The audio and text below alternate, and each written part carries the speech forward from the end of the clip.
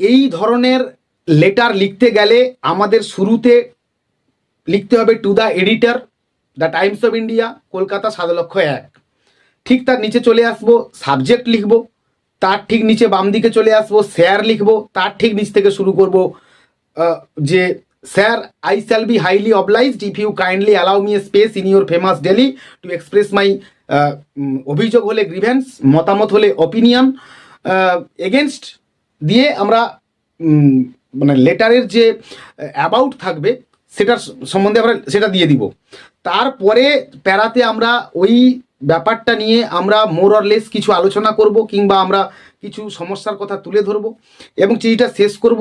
চিঠিটা শেষ করার পরে আমরা একদম ফাইনাল প্যারাতে চলে আসব, গিয়ে লিখব কি, an editorial note May act as a timely warning or suggestion, দিয়ে স্টপ দেব। দিয়ে খাতার ডান দিকে নিচে চলে যাব, গিয়ে লিখব years faithfully or years sincerely, দিয়ে নিজের নাম।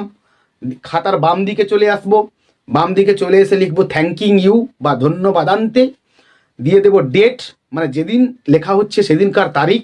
ঠিক তার নিচে দেব প্লেস, মানে জায়গা, দিয়ে এখানেও লিখেছি দেখো Egra Purba Medinipur, thanking you, date, place, আর এদিকে লিখেছি ইয়ার্স ফেথফুলি, দিয়ে একজন ব্যক্তির নাম আমি লিখেছি।